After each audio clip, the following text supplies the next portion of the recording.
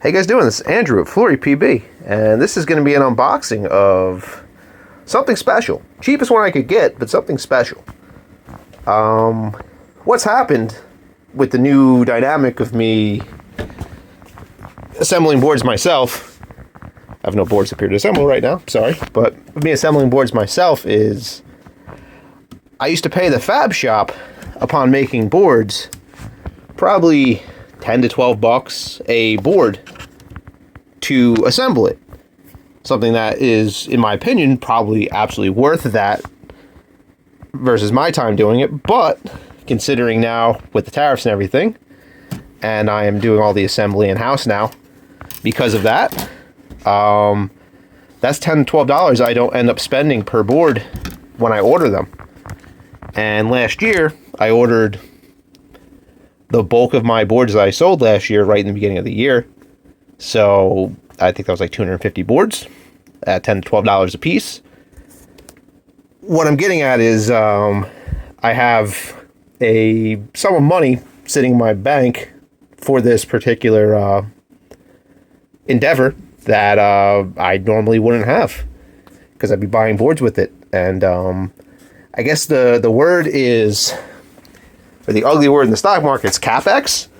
I have money for CapEx projects, capital expenditures, and luckily, considering I'm my only investor, it's not that dirty of a word for me.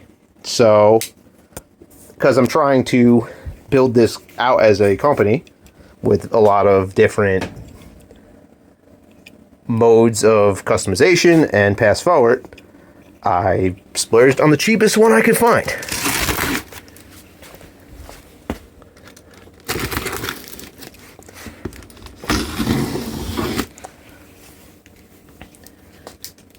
And this is a very thick box.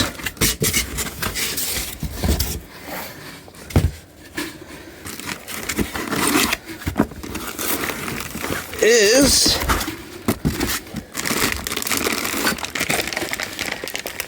a 100-watt Mopa fiber laser. I didn't realize how it was going to look inside the box. Packaged. This is probably the Galvo head. That's quite heavy. And there's a cord, so I think it's attached. This is probably the stand for it.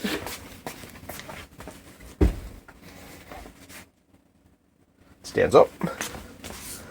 And this is the laser module.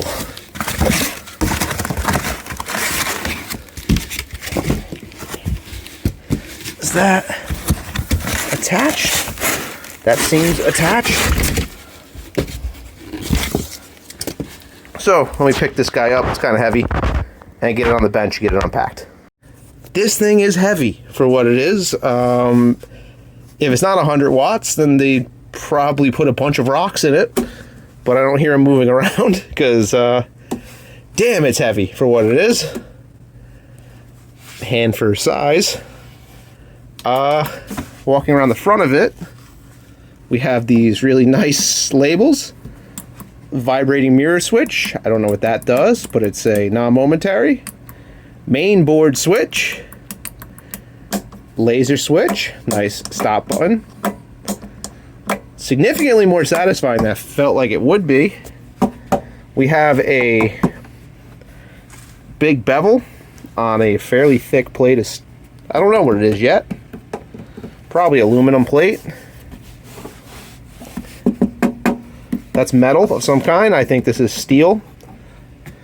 There is a bunch of electronics in there.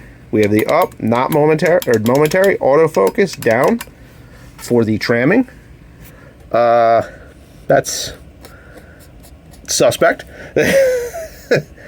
I imagine this is part of the autofocus. They added it later with a drill press instead of an end mill. I don't know. I don't know if that's a problem. I don't know if it's not far enough in. Interesting.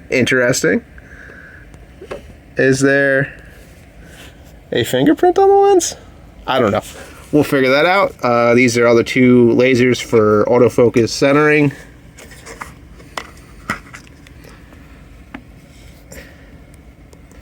Here is the lens, an f254, which means something that I forget currently because I am brand new to this.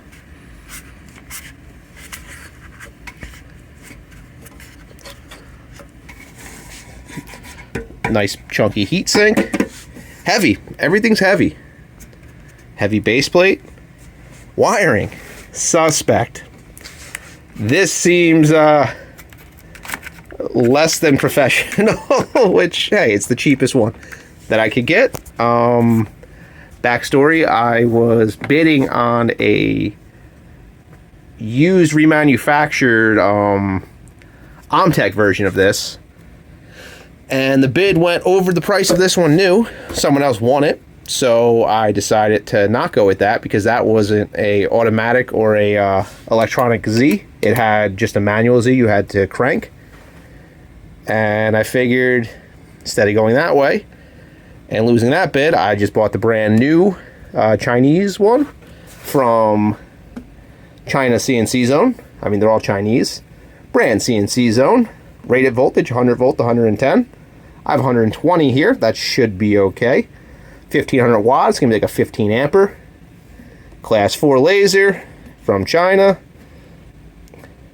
Manufacturing year 2025, 12. This is very freshly new if it's December.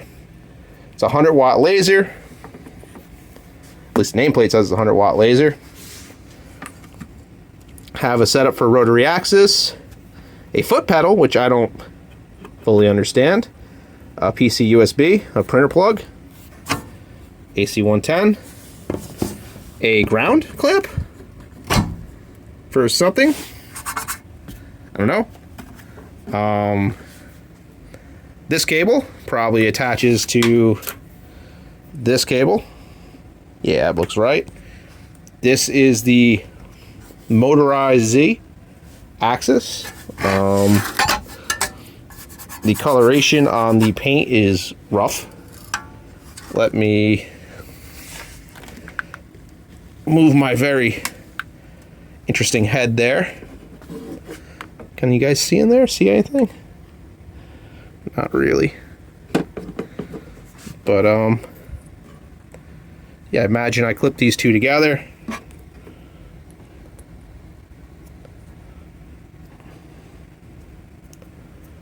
One-handed, it's a little difficult. There we go. And that can get fed in there. And this.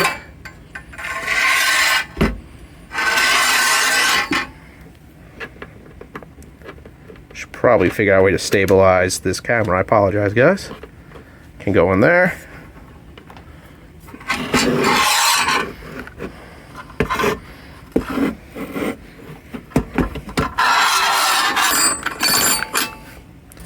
I could set up like here somehow. Yep. There's like 4 bolts. Clamps that down. I guess this pseudo rotates. Nice bed. These are not through holes, so they're nice bed. I gotta see what those are. Probably like M5s or M6s or something. I doubt they're quarter 20s, but they kind of look like it. Let's see. This says passed something. It's passed on 12/12/2025.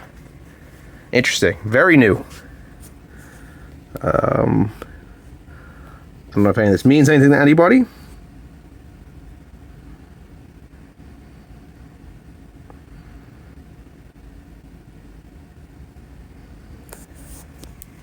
There's this test stuff. Oh, operation maintenance. Is this the whole manual? Is one page?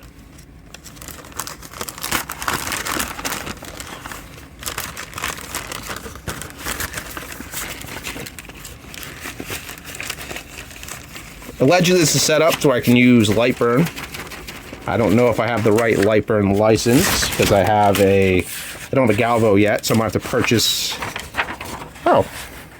Okay. Waveform. I'll probably have to digest what those mean. Frequency stuff.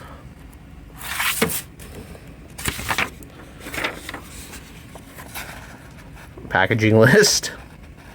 Cool.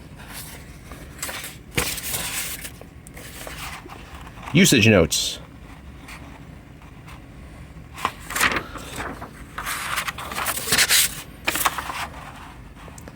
All right, and then it's have fun, I guess. Let's see what's in this bag.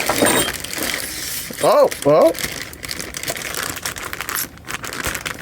So we got a USB. Maybe it has a manual in there. Sunglass case. These are laser glasses.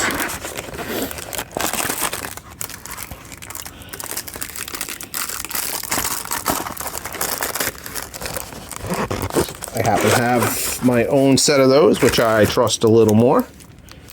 Okay. I bet a couple of these go in here. Thick enough power brick or power cable. Look at the white in there. That's cool. Interesting. Foot pedal. I don't know what the foot switch would be for. As they get on, maybe? I don't know.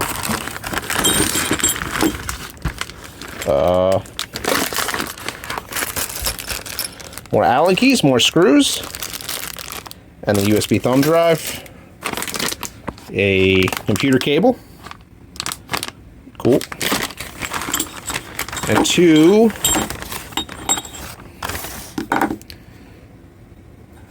very roughly extruded pieces of aluminum.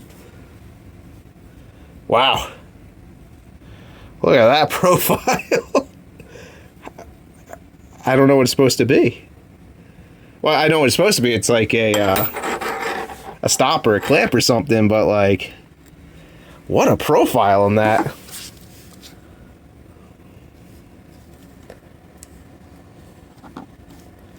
Huh. Interesting.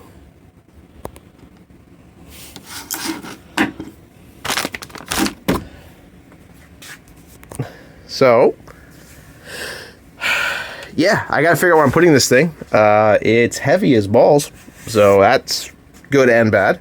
I need to get it somewhere I can extract the dust and possibly encase it so I don't kill people, or blind them, I should say, or my animals. Don't want to do either of those. But not bad so far. Let me open the program, and that's killing me. But let me see what's on the USB and go from there. I understand I got to bolt this down. I assume this should be like this away, because that's going to be like up there, and that comes down, and this bolts in. Has a lot of options for bolting, like a lot of bolt options. Yeah, so let me see if there's any literature in the... Moves smoothly enough. This faceplate is garbage. And it's set up so it can spin and work off the table too, but that seems ugly. That is, you know, I guess connectors and cables are expensive, and I guess it's a way to cut corners, but damn, that looks bad. That looks real bad with the split plastic sheathing there. Like there was no, whatever. It was cheap. Cheapest one I can get at 100 watts. It's got two little fans in here. That's the other thing. I like that it's on top of the bed, but I also don't like that it's on top of the bed, or on top of the laser module for like dust purposes. So I'd be real conscious of my dust extraction. But yeah, let me get get a little more familiar with this, and I'll be right back.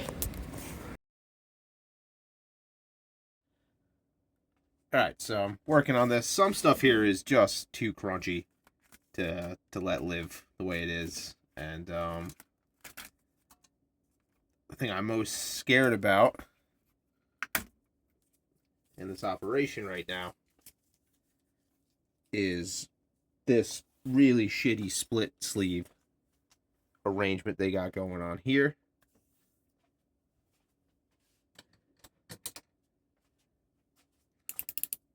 And yeah, we're gonna just do something else, because that is ridiculous.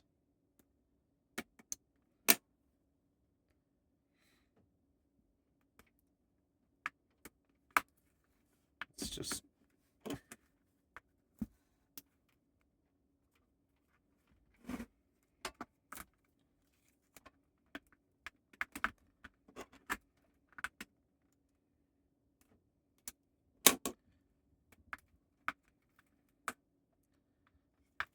being very delicate. I'm pretty sure the yellow is going to be the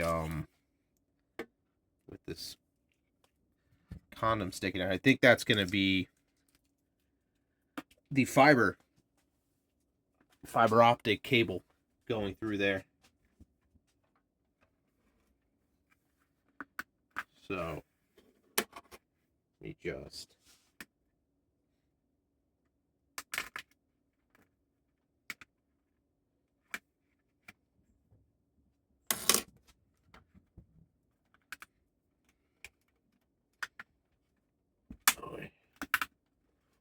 this is a painful split sleeve. Jesus.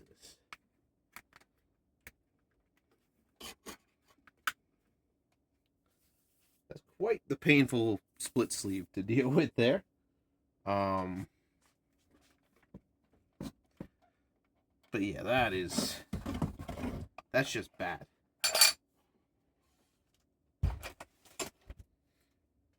Put that down because we don't need that on right now.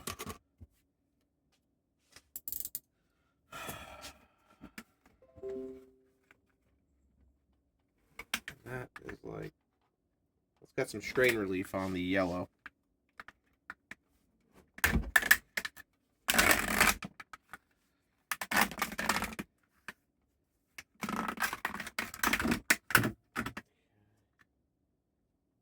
Yeah, that's, the three blacks are definitely wires, and this is a lot stiffer.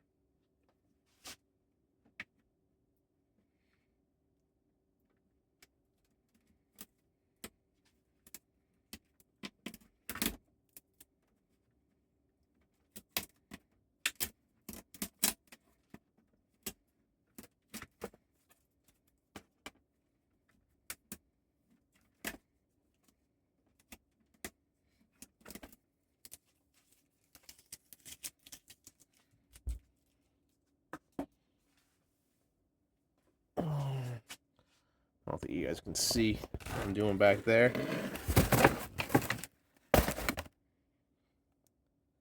Sorry.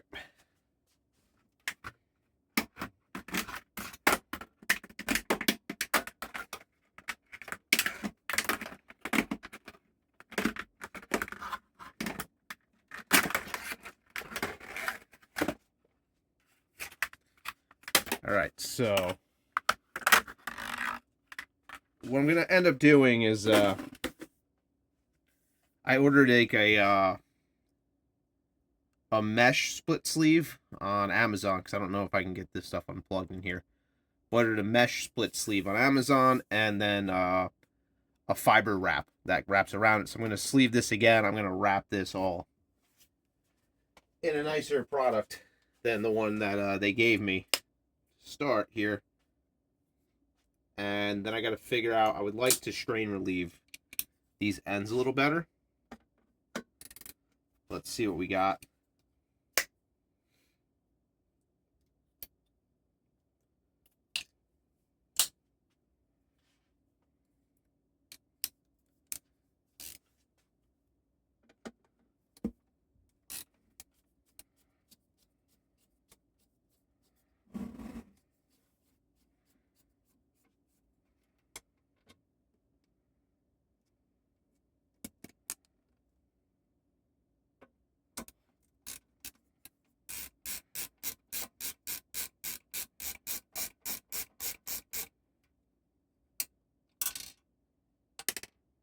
I don't hear any nuts falling, which is good. So hopefully it's just tapped into this. I think that's steel. Alright, this is a split. Nice. That's a split arrangement in its own right.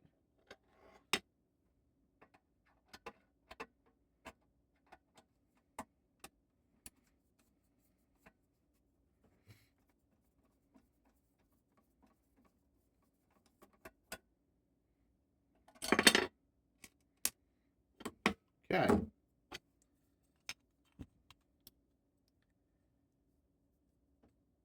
So I might try to model this and 3D print a TPU piece that comes out further, that locks in a little tighter with all this stuff. How do I... Yeah, there's not a whole lot in there to show you guys. I don't know if I can without...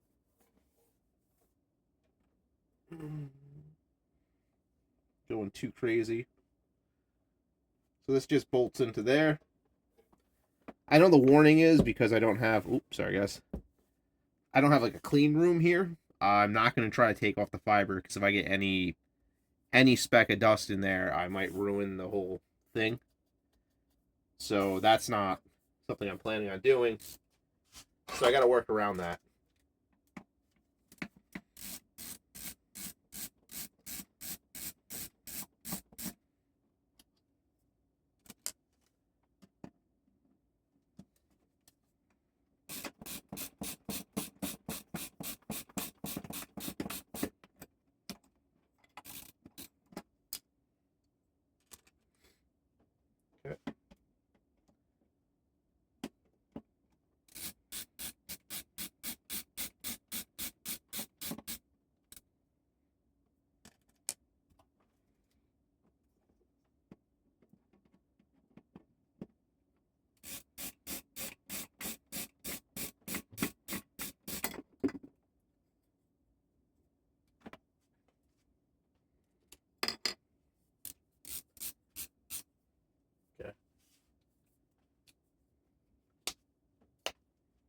So yeah, the next step here for me, just my own like consciousness here, is I've ordered the split sleeve material. I'm going to get these bound up really nice, hopefully really clean as I can make them. And after that, I'll tape it on top of the split sleeve, do a spiral tape wound just to keep it nice and tight and hopefully real clean. And then once I know what my sizing is going to be, I'll come through and try to model out additional strain relief in here with some TPU, some printed TPU. Because, yeah, what they did was not excellent. So if we can make that a little better, that's going to be kind of the goal on this. I'm still curious with this particular, I think, laser here. I don't know if I need to open this slot up more or make this a slot. So that's down the road. Clearly putting a little work into this before I get it going. But it was the cheapest one. So I was going to put I was going to mount the Z, but then I figured, let me take a look at all this stuff first. Now I am taking a look at this. I guess we should mount the Z-axis.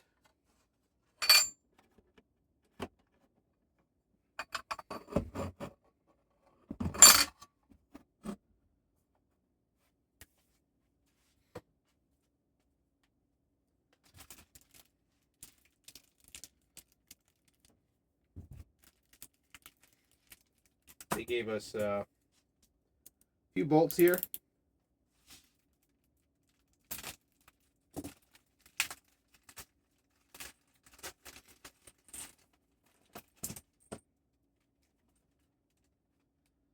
I don't know what that would be for.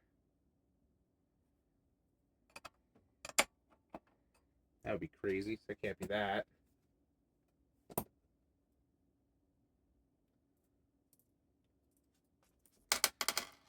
These are shorter.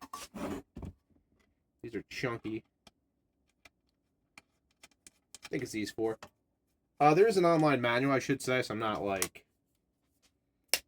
I'm raw dogging this, but I don't really have to be. It is my screwdriver. Nope. I'm gonna bet they're metric. Probably number 4s, 5s.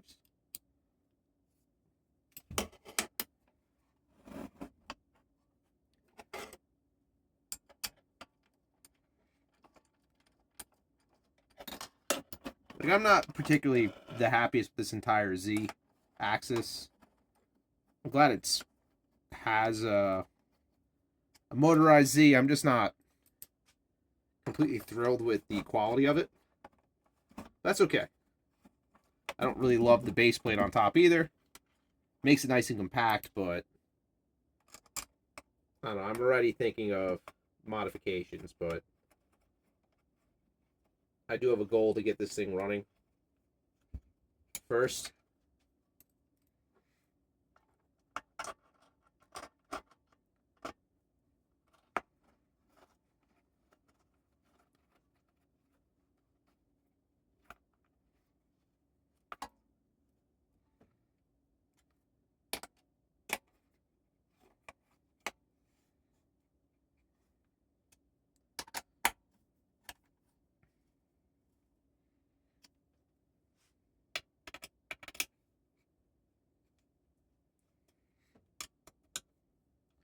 Like, it's a cheap machine. I hope they cheaped out on the right areas.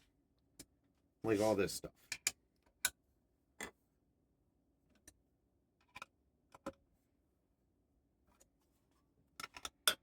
This is aluminum, so I'm not going too hard into it.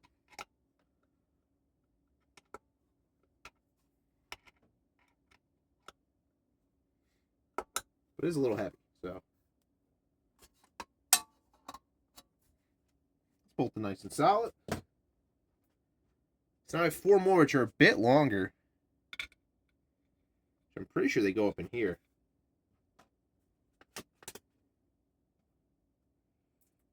Are they 5s as well? No, they're 4s. Number 4s. I don't know which set of screws go up in there, but something does. And let me point you guys up. Up the ceiling here.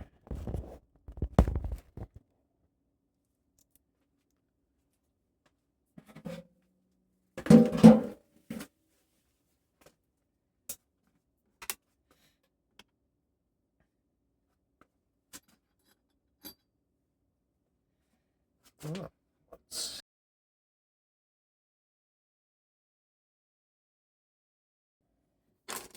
all right.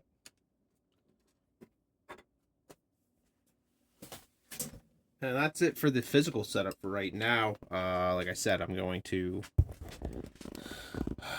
build something to get all these put together nicer than that was. And then at that point, I believe I can power it on.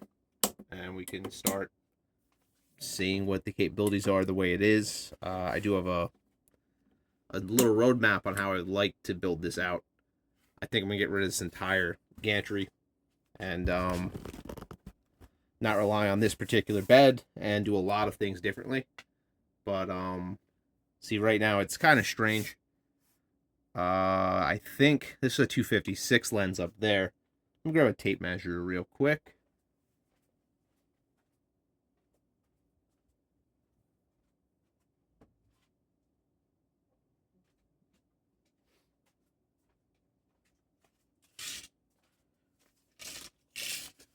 So this is a 256 lens, f250, whatever the fuck it's called. But what that means is this is a 50 centimeter run up here. I believe this wants to be like 42 to 46 centimeters away from whatever's on the bed for the focus range on this particular lens. This is the widest lens on these, not the tightest lens that would produce the most power, but it's wide, so you get more marking. You get almost a 7-inch or 6-inch marking square that you can do with this particular lens, which is great. But it from the bed, it's going to have to be like 42 centimeters up, which is here. So that's actually the Galvo, which is probably somewhere up here is the top of the Galvo. So that's going to be down at like 42 for focusing. That doesn't give me a whole lot of headroom above it to put something like a rotary table on here.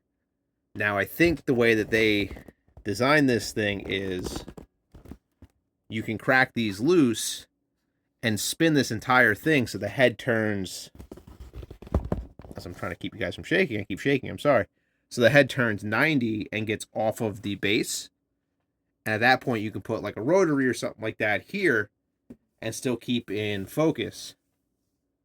I don't love it, especially because this box, intakes a bunch of air to cool the stuff down here. So I don't love that. It takes a lot of space, so there's just a lot of ideas rolling around in my head.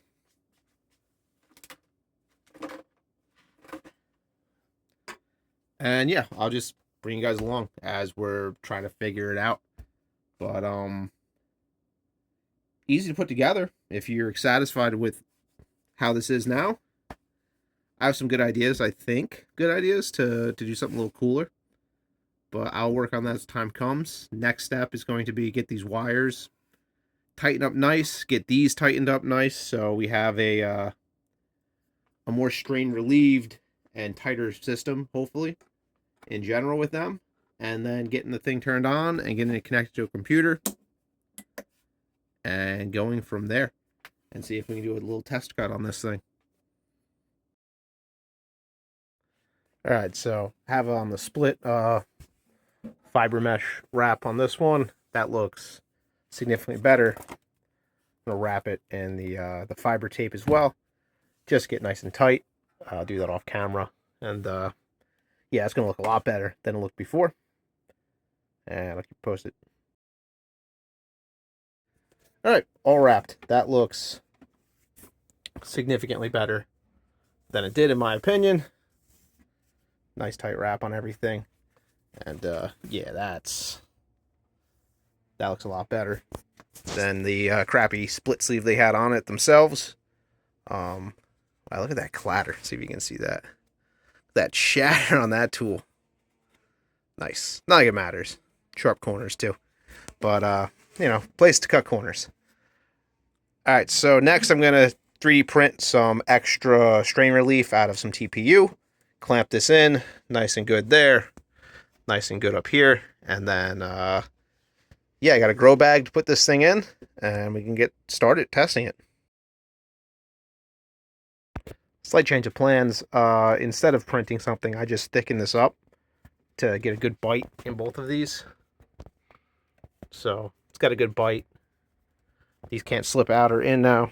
They can't move, which is what I wanted. So I got a good extra wrap down. I tapered the wrap down on these to just give it some extra support in that bending, or that mass bending range there. I did have some stuff that I was planning on doing, but I just thought that's a little too complicated. So let me just do it this way instead. And yeah, pretty happy with that. I might just wrap this for shits and giggles and wrap it in just to tighten up a little more with the tape. And then at that point, that's good to go. So, little extra here. We are in the grow bag. It's all Mylar inside. And what I think I'm going to do is I'm going to put ceiling tiles in for a reflective or non-reflective surface to eat the laser energy, the bounce off when it hits something and bounces. The Mylar might do fine at scattering the light, but I'm kind of using this more as a containment bag for the smoke and less of a shield for the light. So I was going to put some ceiling tile panels in just to be able to eat the reflecting laser beam. I need a bigger bag because I don't love that I am kind of pressing my cable that way. It's working for now, but I don't love that. Proof of concept, seeing how it works. I have some ports here that I can shove my dust extractor in. One up here too I can work with. And one in the ceiling if I wanted it. But yes, I have some dust extraction ports to play with. And this screen here I can draw fresh air in if I need to. So this side opens up too if I chose. So the nice part is I do have full access to everything. And ideally, kind of my thought process is, if I put like a ceiling tile here, an acoustic panel, if the light penetrates through it, it might hit the Mylar and hit again. So it just scatters it a little better, which is kind of my thought process with that. And then the outside is this black nylon, so that's pretty good for eating lasers too. I have an idea for a little bed helper, which I'm working on getting that 3D printed right now. I'll show you guys what that's about when I get that going. And yeah, full access to everything. Access to the buttons here and here. So that's all pretty good. So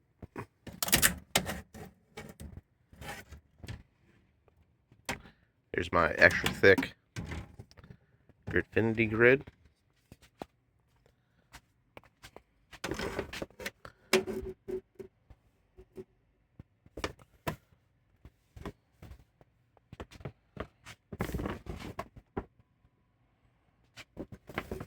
Maybe let's come over one.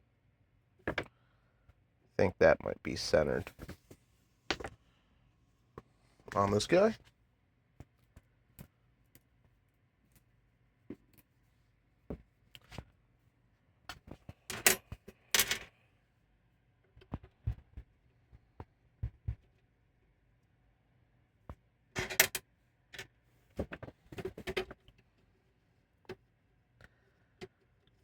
Okay, it is a 25mm grid. I was a little on the fence if it was a 1" by 1" or 25mm by 25mm. But I went with 25mm because it was M6. And I felt like that would be crazy if they mixed M6 instead of 1/4-20.